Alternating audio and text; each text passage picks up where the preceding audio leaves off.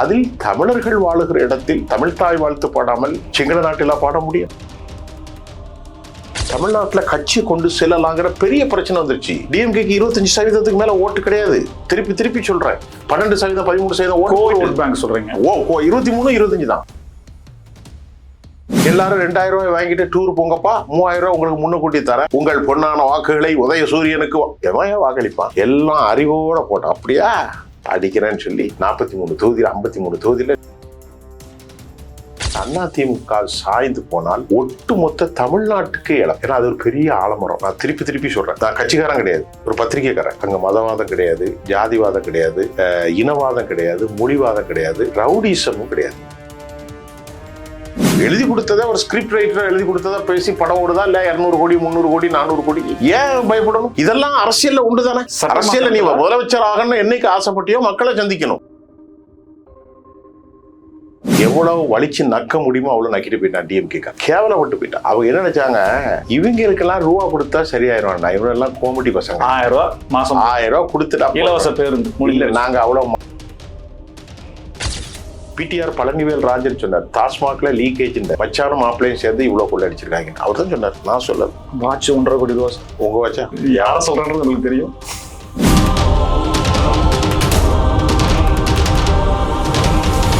Spectrum Tamil நேயர்களுக்கு வணக்கம். நம்மோடு மூத்த ஊடகவியலாளர் சுஃபியான் இருக்கிறார், பேசலாம் சார். வணக்கம். வணக்கம்.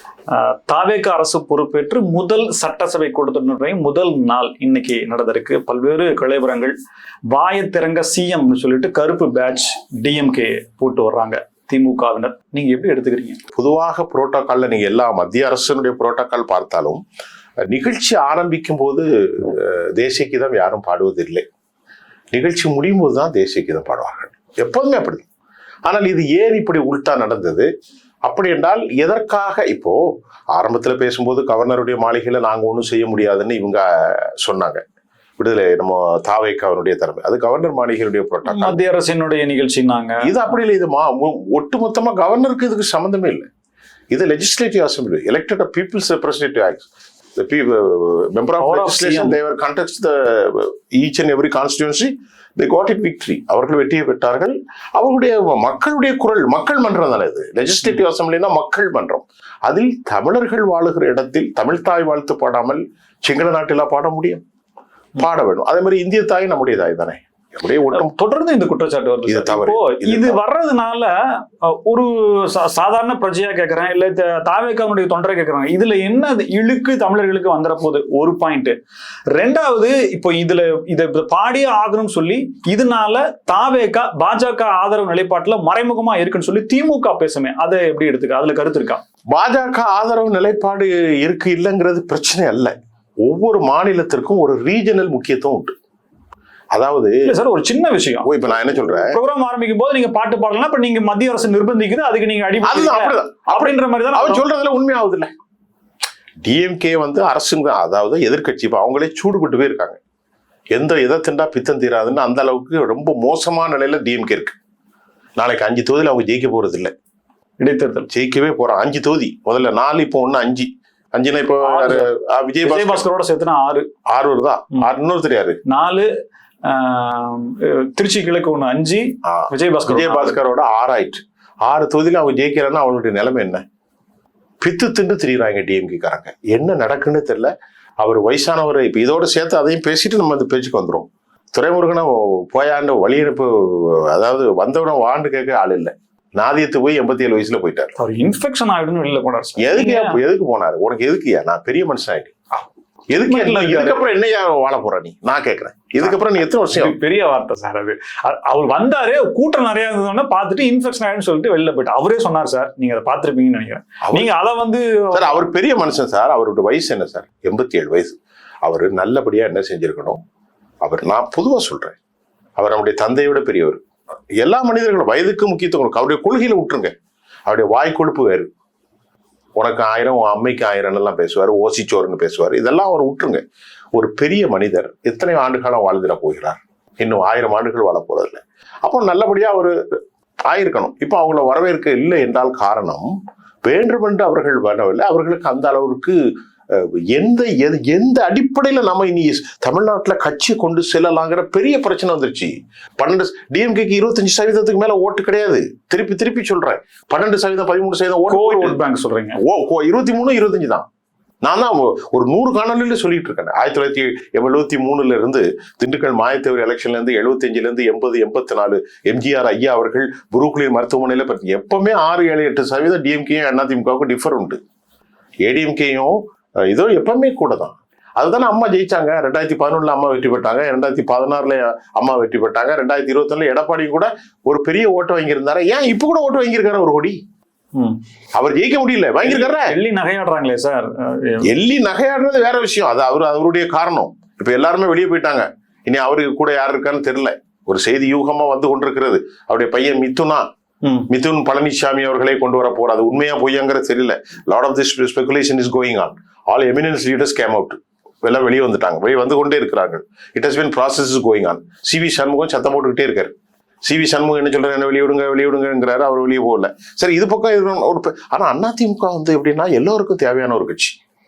ஏடிஎம்கே வீழ்ச்சி எப்படின்னா நல்லா புரிஞ்சுக்கிடுங்க, யாரும் சொல்லாத கருத்து. ஹெர்மூஸ்ல அடிச்சா ஆண்டிப்பட்டியில வலிக்குது. ஹெர்மூஸ் இருக்குல்ல, ஹெர்மூஸ் எங்க மத்திய கிழக்குல, அங்க ஒரு பாதை அமெரிக்கா தானே சண்டைன்னு விடக்கூடாது. ஆண்டிப்பட்டி வரைக்கும் டீ உயரும். அதே மாதிரி அதிமுக சாய்ந்து போனால் ஒட்டுமொத்த தமிழ்நாட்டுக்கு இழப்பு. ஏன்னா அது ஒரு பெரிய ஆலமரம். நான் திருப்பி சொல்றேன், நான் கட்சிக்காரன் கிடையாது, ஒரு பத்திரிகைக்காரன். அந்த ஆலமரத்துல எல்லாரும் போய் தங்கியிருந்தாங்க. அங்க மதவாதம் கிடையாது, ஜாதிவாதம் கிடையாது, இனவாதம் கிடையாது, மொழிவாதம் கிடையாது, ரவுடிசமும் கிடையாது. நீங்க பாருங்களேன், ஏடிஎம்கே காரனை நீங்க ஒரு உதாரணத்துக்கு, நான் அதிமுக கிடையாது, எவனாவது ஏடிஎம்கே காரன் போய் ரவுடிசம் பண்ணாண்டு வராது. 1-2 தப்பு பண்ணிருப்பாங்க. ஆனா திமுக வந்துட்டாலே ரவுடி போயிடுவார்னு ஒரு நினைவு வரும். இப்படிப்பட்ட கட்சி சாயிறது எல்லாத்துக்கும் கேள்வி. அது சாயக்கூடாது ஒரு பத்திரிகையாளனா. ஏன்னா இங்க அந்த அளவுக்கு காலம் போற போக்கில் ஏடிஎம்கே வலுவாக இருக்கிறது நான் சொல்லல. கோர் டிஎம்கே காரனே இன்னைக்கு பேசலாம். நீ டிஎம்கே தான் வருத்தப்படுறான். அது சாஞ்சிடக்கூடாது. அம்மா இருக்கும்போது அப்படி வலுவா இருந்தாங்க, எம்ஜிஆர் இருக்கு. ஏன்னா அது எல்லோருக்குமான கட்சி. எல்லாரும் இருப்பாங்க. அதுல தலித் வாக்கு வங்கி தான் அதுல பேக்கப்பு. பிராமணர்கள் இருப்பார்கள், இஸ்லாமியர்கள் இருப்பார்கள், கிறிஸ்தவர்கள் இருப்பார்கள், இடைநிலை சாதிகள் இருப்பார்கள். அவர் அற்புதமான ஒரு கட்சி அது. சரி, அதை விட்டுருங்க. இப்ப நீங்க பேசின பேச்சுக்கு சட்டமன்றத்துல இப்போ டிஎம்கே வைக்கிறதுக்கு ஒரு வலுவான ஒரு வந்துடும். ஒரு புரோட்டோகாலே ஆரம்பத்துல தேசியக்கு தான் எங்கேயுமே பாட மாட்டாங்க. ஆரம்பத்துல பாடுறது தமிழ் தாய் வாழ்த்து தான், நீராடும் கடல் இழுத்த. அதுக்கப்புறம் தான் பேசுவாங்க. அது இது எப்படி சார் எடுத்துக்கிறது பத்திரிகையாளரா? இப்ப நீங்க வந்து மத்திய அரசினுடைய அழுத்தம் அப்படின்ற ஒரு பேச்சு வலுவா வந்துடும் இருக்கலாமா? இவங்க என்ன வேணா இதுக்கு சபக்கட்டு கட்டி பதில் சொன்னாலும் அவங்க பேசுறது தாவேக்காவை பத்தி நம்ம எப்படி நினைக்கிறது? அவங்க நினைக்கிறதா நானும் நினைக்கிறேன். அல்லது அவங்க வெளியே வந்து டிஸ்க்ளோஸ் பண்ணணும். இன்னும் காரணம் ஏற்கனவே கவர்னர் மாளிகையில நடந்துச்சு. அது கவர்னருடைய ரைட்டு. நாம கொஞ்சம் சமாதானமாகிட்டோம். இது மக்கள் மன்றம். இதுல மத்திய அரசுக்கு உரிமை கிடையாது. இதுல கவர்னருக்கு எந்த உரிமையும் இல்லை. கவர்னர் இன்வைட்டட், அவர் அழைக்கப்படுவார். முதலமைச்சர் எழுதி கொடுக்கக்கூடிய உரையை தான் வாசிக்கப்படும். அது கவர்னர் உரை, ஆனால் அது மாநில அரசின் உரை, ஆளும் அரசின் உரை, உரைய அவருடைய அவர் வந்து ஏற்கனவே இதுக்கு முன்னால. ஆனா இது ஒரு டெவலப்மெண்ட் தானே சார். கடந்த முறையெல்லாம் வந்துட்டு முன்னாள் ஆளுநர் இருந்த போது மாத்தினாங்க, பெரிய பிரச்சனை போயான்னு சொன்னாங்க. இதெல்லாம் இல்லாம ஸ்மூத்தா இது ஒரு ஏற்புடைய நல்ல விஷயம் தான். இப்ப என்னன்னா டிஎம்கே சொல்லுவாங்க, டிஎம்கே என்ன சொல்லுவாங்க, மத்திய பிடிச்சுக்குவாங்க, எல்லாருமே பிடிப்பாங்க. பழனிசாமி வரைக்கும் பேசுவாங்க, டிஎம்கே பேசுவாங்க, இடதுசாரிகள் பேசுவாங்க. இது ஏன்பா இதுன்னு இப்ப பெரிய நெருக்கடி வரும் எல்லாத்துக்கும். ஏன்னா அது அவங்க டிஸ்க்ளோஸ் பண்ணணும். ஏன்னா காரணம் பேசணும், முதலமைச்சர் பேசணும், பேச பழகணும். பேசுறது பெரிய விஷயம் அல்ல. நீங்க என்ன கேக்குறீங்க, நான் 1000 கொஸ்டின்ஸ் பதில் சொல்றேன். எல்லாரும் ஒரு எழுதி கொடுத்ததை, ஒரு ஸ்கிரிப்ட் ரைட்டரா எழுதி கொடுத்ததா பேசி படம் ஓடுதா இல்ல 200 கோடி 300 கோடி 400 கோடி ஏன் பயப்படணும்? இதெல்லாம் அரசியல்ல உண்டு தானே. அரசியல்ல நீ முதலமைச்சர் ஆகணும்னு என்னைக்கு ஆசைப்பட்டியோ மக்களை சந்திக்கணும். மக்களை சந்திக்கும் போது it would have a different perception, it would have a different kind of questions. உங்களுடைய வியூஸ் என்ன அப்படின்றது சொல்லணும்ல. இன்னைக்கு சட்டமன்றத்திலே டிஎம்கே எம்எல்ஏஸ்லாம் கருப்பு பேட்ச், ஆயத்திறங்க சிஎம். அந்த சிஎம்ங்கிறது பெருசா இருக்கு சார். இது எப்படி சார்? இது அவமானப்படுத்துற மாதிரியா இல்ல அவரை பேசுறதுக்கான தூண்டலா? இது அவர் பேசுறதுக்கு தூண்டுதலன்னா அவங்க வந்து மக்கள் மன்றத்துல கொண்டு சேர்க்கிறாங்க. நீங்கள் ஒரு முதலமைச்சரை தேர்ந்தெடுத்தீங்க, அவர் வாயே துறக்க மாட்டேங்காங்க. இது இப்போது அவருக்கு ஒரு பெரிய பேக்கப் ஒரு பின்னடைவு ஏற்படுத்தாது. That will happen today or day after tomorrow. That இந்த மாதிரியான விஷயம் டு பி கண்டினியூஸா போயிட்டு இருந்துச்சுன்னா அவருக்கு ஒரு பெரிய பின்விழை ஏற்படும். அவர் பேச முடியாது கிடையாது சார், பேசலாம் சார், ஏன் பேச மாட்டேன் சார்? நீங்க பேசல அப்படின்றத எடுத்துக்கலாம். ஏன்னா டெல்லி கூட போயிருந்தாரு, மரபு லெகசி மீறீங்கன்னு சொல்லி அவரு நிரஞ்சன் சொல்றதை கூட நம்ம கேட்டிருந்தோம். இப்ப இதெல்லாம் ஒரு பக்கம் வச்சா கூட ஒரு சிபிஎஸ்இ ஸ்கூலுக்கான ரெனியூவலுக்கான அந்த ஃபார்ம் வாங்குறப்ப கிட்டத்தட்ட 30 லட்சம் 50 லட்சம் ரூபாய் செலவாங்க சார். ஒத்த பைசா செலவு பண்ணல, எனக்கு கொடுத்துருக்கேன்னு சொல்லிட்டு சிபிஎஸ்இ ஸ்கூல் வச்சிருக்கிற ஒருத்தர் பேட்டி கொடுத்துட்டு போறாரு சார். இது ஒரு மாற்றம். இப்ப அவர் என்னன்னா பத்திரிகையாளர் சந்திக்கல, பேசலன்றது குற்றச்சாட்டு தான். ஆனா அது பெரிய நல்லது நடந்தது அப்படின்றது நீங்க சொல்றது எனக்கே சந்தோஷமா இருக்கு சார். ஏன்னா எவ்வளவு வலிச்சு நக்க முடியுமோ அவ்வளவு நக்கிட்டு போயிட்டான் டிஎம்கே காரன், கேவலப்பட்டு போயிட்டான். அவங்க என்ன நினைச்சாங்க, இவங்களுக்கெல்லாம் ரூபா கொடுத்தா சரியாயிரும், இவரெல்லாம் கோமடி பசங்க, 1000 ரூபாய் மாசம் 1000 ரூபாய் கொடுத்துட்டா இலவச பேருந்து. இல்ல, நாங்க அவ்வளவு மானங்கிட்ட பய இல்லைன்ட்டான். தமிழர்கள் சொன்னாங்க, அமௌண்ட் காசை என்ன கொடுத்தா? அவங்க அழகா சொன்னா, ஓ அமௌண்ட் காசை கொடுத்தியா, ஏன் அமௌண்ட் காசு, ஏன் வரி? இவர் என்ன எவ்வளவு பைத்தியம் பண்ணாங்க, ஒன்னும் சொல்ல மாட்டா. ரோபோ மாதிரி ஒருவர் முதலமைச்சர், ஒரு 50 கார் முன்னாடி போகும். யாரு? முன்னாள் முதலமைச்சர் ஐயா ஸ்டாலின் அவர்கள். இவர் 1000 ரூபாய் கொடுப்பாராம். 1000 ரூபாய் யார் வீட்டு காசு? அப்புறம் 3000 ரூபாய் கொடுத்தாராம் பொங்கலுக்கு. 3000 யார் வீட்டு காசு? அப்புறம் 5000 கொடுத்து, ஏப்பா எல்லாரும் 2000 ரூபாய் வாங்கிட்டு டூர் போங்கப்பா, 3000 ரூபாய் உங்களுக்கு முன்னுக்கூட்டி தரேன், உங்கள் பொன்னான வாக்குகளை உதய சூரியனுக்கு எவன் வாக்களிப்பான்? எல்லாம் அறிவோட போட்டான். அப்படியா அடிக்கிறேன்னு சொல்லி 43 தொகுதியில் 53 தொகுதியில நிறுத்தி போட்டான். நிறுத்தி போட்ட மட்டும் இல்ல, 20 வருஷமா பயணிச்சா இந்தியன் முஸ்லீம் லீக்கு போயிட்டு அவனுக்குள்ள சண்டை. முஸ்லீம்கள் எல்லாம் அடுத்த ஒரு காணொலியில தரேன், முஸ்லீம்கள் எல்லாம் நன்றி கட்டு போயிட்டாங்க. டிஎம்கேக்கு நிறைய பேர் இருக்காங்க இந்த சக்திகள். நான் டிஎம்கேக்கு எதிரானவன் இல்லை, எல்லாத்தையும் பேசுவேன், என் பேச்சாதான். நான் டிஎம்கே ஏடிஎம்கேன்னு இல்லை. அவங்க முஸ்லீம்கள் துரோகம் பண்ணிட்டாங்கன்னு தர குரான் வாயத்தெல்லாம் தூக்கி போட்டுறாங்க. ஏன்னா முஸ்லீம்கள் உனக்கு இன்னைக்கு வரைக்கும் எல்லா கம்யூனிட்டியும் ஓட்டு போட்டிருக்காங்க சார், முஸ்லீம்கள் தான் சார் அவனை காப்பாத்தி விட்டுருக்கான். சிறுபான்மை வாக்குகள் அதிகம். யார? டிஎம்கே. கிறிஸ்தவர்கள் ஃபுல்லா அந்த பக்கம் வந்துட்டான். Okay okay. திமுகவுக்கு கிறிஸ்தவர்கள் முஸ்லீம்கள் வாக்களிச்சிருக்காங்க. முஸ்லீம்கள் ஒரு 30% வாக்களிக்கல சார். இளைஞர்கள் கொஞ்சம் கஷ்டப்பட்ட முஸ்லீம்களா விஜய்க்கு போட்டாங்க. பாரம்பரியமா முஸ்லீம்கள் திமுகவிலே தான் இருக்கான், அவன் மாத்த மாட்டான், செத்தாலும் உதயசூரியனோட சாவான். ஆனா கிறிஸ்தவர்கள், நான் தான் முதல்ல சொன்னேன், கத்தோலிக்க கிறிஸ்தவர்கள் எனக்கு திருச்செந்தூர் பக்கத்துல ஆலந்தலை, பெரியதலை, கூடுதலை, முட்டம், புன்னக்காயல், அப்புறம் தூத்துக்குடி, எல்லா இடங்கள்ல இருக்க கத்தோலிக்கர்களை பார்த்தா எல்லாரும் விஜய் விஜய் விஜய்ட்டாங்க. ஃபுல்லா 100க்கு 100 இப்போ விழுந்துட்டு. சிஎஸ்ஐ கிறிஸ்டின் போட்டாங்க, யூத் எல்லா யூத்தும் போட்டான், முஸ்லீம் யூத் எல்லாரும் போட்டான். ஒரு மாற்றம் உண்டு. நான் கேட்டேன் அந்த லிப்ட்ல வரும்போது, தலித் சகோதரிகள், எங்களுக்கு வெறுப்புலாம் ஒண்ணு இல்லைங்க, நாங்க ஒரு மாற்றம் வரணும்னு பார்த்தாங்க, ஒரே ஜூனியர் இலைன்னு இருந்துச்சு, நாங்க மாத்தோம், வேற மற்றபடி ஒண்ணு எல்லாம் இல்லை அப்படின்ட்டாங்க. மாற்றம் ஒன்றே மாறாதது, மாற்றம் ஒன்றே மாறாதது, மாற்றம் ஒன்றே மாறி இருக்கு. நீங்களே ஒரு கேள்வி கேட்டீங்க, பணம் கொடுக்காம பண்ணாதான். அவரு பேர் என்னது? கல்வித்துறை அமைச்சர், சிபிஎஸ்இ ஸ்கூல்ல. இது ஒரு நல்ல விஷயம். இப்ப இந்த ஆட்சியில எந்த குறையும் எனக்கு காண முடியல. ஆனா ஒரே ஒரு கஷ்டம் மட்டும் இருக்கு. நீங்க பேசும்போதே ஆரம்பத்துல சொன்னீங்க, இந்த வாக்குறுதிகளை எப்படி நிறைவேற்ற போறார்கள். வாக்குறுதிகளை இவர்கள் எப்படி கொடுத்தார்கள் என்றால், இவர்கள் ஆட்சிக்கு வருவேன்னு நினைக்கல. 2014 மோடி ஆட்சிக்கு வருவேன்னு நினைக்கல. புரியுதா உங்களுக்கு? அதே மாதிரி இவங்க ஆட்சிக்கு வருவேன்னு நினைக்கல. மொத்த பட்ஜெட்டு 4,64,000 கோடி. சுருக்கமா சொல்லிடுறேன். அதுல ஜிடிபியில 1.25 லட்சம் கோடி நமக்கு டெபிசிட். அதாவது 78,964 கோடி ரூபாய் நமக்கு கரண்ட் பட்ஜெட். வருவாய்க்கும் செலவுக்குள்ள டிஃபரெண்ட் இருக்கு. 78,000 கோடி. வருஷத்துக்கு வட்டி மட்டும் 67,000 கோடி கட்டுறோம். நாள் ஒன்றுக்கு ஒரு பெரிய விஷயம். அது மட்டும் இல்லாம போக்குவரத்து துறை 46,000 கோடி நஷ்டத்துல இருக்கு. மின்சாரத்துறை 5 ரூபாய்க்கு வாங்கக்கூடிய இந்த இதை பிரைவேட்டை போட்டு 20 ரூபாய்க்கு 18 ரூபாய்க்கு வாங்கினதுனால 1,70,000 கோடிக்கு மேல நஷ்டத்துல இருக்கு போக்குவரத்து துறை, மின்சாரத்துறை. ஒட்டுமொத்த கடன் 13,18,000 கோடி. 13,18,000 பொதுக்கடன் சேர்ந்து அரச கடன் 10 லட்சம் கோடி. திராவிட முன்னேற்ற கழகம் 11% வளர்ச்சின்னு சொல்லிட்டு 5 லட்சம் கோடியே வாங்கியிருக்கான். மூலதன இன்வெஸ்ட்மெண்ட் எதுவுமே கிடையாது, எல்லாம் செலவு பண்ணியிருக்காங்க. செலவு பண்ணிட்டு கன்னியாகுமரியிலேருந்து, தென்காசிலேருந்து, அம்பாசமுத்திலேருந்து மலையை குடைஞ்சி தாமிரமணி மண்ணை அள்ளி சம்பாதிச்சுட்டு போயிட்டான். இது நான் சொல்லலை, பிடிஆர் பழனிவேல் ராஜன் சொன்னார். டாஸ்மாக்ல லீக்கேஜ்ன்றாரு. மச்சானும் மாப்பிள்ளையும் சேர்ந்து இவ்வளவு கொள்ள அடிச்சிருக்காங்க, அவர் தான் சொன்னார், நான் சொல்லல. வாட்ச் 1.5 கோடி ரூபா சார். உங்க வாட்சா?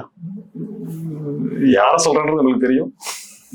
சரி, ஆளுநர் உரையில இன்னும் சில விஷயங்களும் இருக்கு சார். என்னன்னா, மத்திய அரசு நிதி பகிர்வுல பாரபட்சம் காட்டுகிறது அப்படின்ற அது ஓப்பனா பேட் பண்ணிட்டாங்க. எப்படி சார் ஆளுநர் சொல்றாரு மத்திய அரசினுடைய கைப்பாவையாக ஆளுநர் செயல்படுகிறான்னு சொல்லி குற்றச்சாட்டு ஏற்கனவே வைக்கிறதுல ஆட்டுக்கு தாடிலாம் சொல்ற நிலையில தமிழக அரசினுடைய இந்த வார்த்தையை அவர் சொல்லி இல்ல அது வார்த்தை கரெக்ட் தானே. நம்ம வந்து அதிகம் கொடுப்பது நாம் தான். அதாவது இந்தியாவில் ரெவென்யூவில் ஃபர்ஸ்ட் இருக்கக்கூடியது மகாராஷ்டிரா எஃப்டிஏல. ஆனால் 4 இடம் மகாராஷ்டிரா, தமிழ்நாடு ரொம்ப முக்கியமான இடம். இன்னைக்கு எம்எஸ்எம்இல ஃபர்ஸ்ட்ல நம்ம தான் இருக்கோம். பெண்கள் ஆண்டர்பிரைனர்ல ஃபர்ஸ்ட் நம்ம தான் இருக்கோம். அதிக ஜிஎஸ்டி கொடுக்கும்போது அவங்க யாரு கொண்டு கொடுக்குறாங்க? பிஜேபி உத்தரப்பிரதேசத்துக்கு கொடுக்குறாங்க. ரேஷியோ இருக்குல்ல சார், நிதி பகிர்வுக்கான ரேஷியோ இருக்கு. அந்த ரேஷியோ படி தானே கொடுக்குறாங்க. அது ஏற்கனவே அவங்க விளக்கம் கொடுத்து ரேஷியோ படி கொடுத்தாலும் ஜனத்தொகை எல்லாமே அடிப்படையில் நீங்க வருவாய் ரேஷியோ நம்ம கொடுக்கறதுக்கும் அவங்க கொடுக்குறதுக்கும் எவ்வளவு டிஃபரெண்ட் இருக்கு. அவங்களுக்கு பாப்புலேஷன் 26 கோடி, நம்முடைய பாப்புலேஷன் 8 கோடி. அதுதான் இங்க பிரச்சனையா இருக்கு சார். நம்ம பாப்புலேஷன் 8 கோடி 7 கோடியில நம்ம இவ்வளவு அதிகமா கொடுக்குறோம். அப்படி கொடுக்கும்போது அவர்களுக்கு கொடுக்கணும். சவல பிள்ளையாக இருக்கக்கூடாது. ஒரு தாய் தன்னுடைய பிள்ளைகளை மகாராஷ்டிராவும் வளர வேண்டும், சாரி யூபியும் வளர வேண்டும், பீகாரும் வளர வேண்டும், தமிழகமும் வளர வேண்டும். இப்ப நீங்க தமிழ்நாட்டுல ஒரு பேரிடர் மேலாண்மைன்னா மத்திய அரசு 25,000 கோடி கேட்டா 1000 ரூபாய் கொடுக்குறோம். அதுக்கு கொடுக்கணும். அது அப்ப அதுல வந்து பண்ணக்கூடாதுல்ல. இப்போ பிஎம் ஸ்ரீல கையெழுத்து போட்டா தான் பணம் தருவேன்னு சொல்லக்கூடாது. அது ஒரு கொள்கை மோதல். பிஎம் ஸ்ரீ வந்து ஒரு திட்டம் 2500 கோடி இந்த வருஷம், இப்ப நம்ம 5000 கோடி ஆகும். இப்படியெல்லாம் மத்திய அரசு வஞ்சிக்கிறது. வஞ்சிக்கவில்லை என்று சொல்லவில்லை. அதை இவர் எப்படி அக்ரெசிவ் அட்டாக் பண்ணுவார், டிஃபென்ஸ் பிளே பண்ணுவார், இதெல்லாம் காலப்போக்கில் தான் தெரியும். இப்போ ஒரு சின்ன சந்தேகம் எனக்கு வந்திருக்கு. உண்மை தெரியணும், முதல் மரியாதை சொன்ன மாதிரி இந்த பாட்டிலே கொஞ்சம் பேக்கப்பா இருக்க இவங்க நிலைச்சி மத்திய அரசை பேட் பண்ணுவாங்களா? ஆனால் இவருடைய போக்கை ஒரு செய்தியாளனாக பார்க்கும்போது ரொம்ப கவனமாகவும் எஃபிஷியண்டாகவும் மூவ் பண்றாரு. மைய அரசோடு திமுக மாதிரி பெரிய மோதல் இல்லாமல் இணக்கமாகவும் காரியத்தை சாதித்து கொண்டும் செயல்பட்டு நல்ல பேரை உருவாக்குவதற்கு அதிகம் பேசாமல் ஆக்டிவ் ஃபோர்ஸா உருவாகணும்னு நினைக்கிறாங்க. இருந்தாலும் பேச வேண்டிய இடத்தில் பேசித்தான் ஆக வேண்டும். அதுக்கு தான் ஆங்கிலத்தில் ஆர்டிகுலேஷன் சொல்றது. சொல்வதை தெளிவாகவும் ஒரு ஆம்பிகியூட்டி இல்லாம தெளிவா சொல்லணும். இல்லைன்னா அவர் டைம் எடுக்கணும். டைம் எடுத்து மெதுவா அழகா பேசலாம். கேள்விகளை மட்டும் கேள்விட்டு ஒரு 10 பிரஸ்ஸை கூப்பிட்டு அவர்களுக்கு இந்த கேள்விகளை மட்டும் கேளுங்க, அப்புறம் நீங்க எல்லாம் கேளுங்க அப்படின்னு ஒரு ஆமிக்கபிளா போனலாம். அப்படி பண்ணா இந்த கருப்பு பேஜை குத்திக்கிட்டு பிரச்சனையை கிளப்பக்கூடாது. குறைஞ்ச வந்து எவ்வளவு ஆச்சு? 1 மாசம் தானே ஆச்சு. நான் 6 மாசம் கழிச்சு பாரு, 6 வருஷம் கழிச்சு பாரு, 5 வருஷம் கழிச்சு பாரு. அதுக்கிடையிலே கருப்பு பேஜை குத்தினா இதெல்லாம் வந்து எந்த மாதிரி எஃபெக்டையும் மக்கள்கிட்ட ஏற்படுத்தாது. திமுக காட்டுறாங்களாம் நாங்க அரசியல் பண்றோம், நாங்க எதிர்த்து நிக்கிறோம்னு. இது அவங்க காட்டுறாங்களாம் நாங்க எதிர்கட்சியா சிறப்பா செயல்படுறோம், எதிர்கட்சியா சிறப்பா செயல்படுறாங்க. முதல்ல 25% வளர்த்துட்டு அப்புறம் பேசுங்க. 5 தொகுதியில் அவங்க ஜெயிக்க போறது இல்லை, குறிச்சு வச்சுக்கிடுங்க. ஜெயிக்கவே மாட்டாங்க. மிக்க நன்றி சார். பல்வேறு தகவல்களுக்கு நன்றி. நேர்களை மீண்டும் சந்திப்போம். இணைந்திருங்கள் ஸ்பெக்ட்ரம் தமிழோட. நன்றி நேர்களே.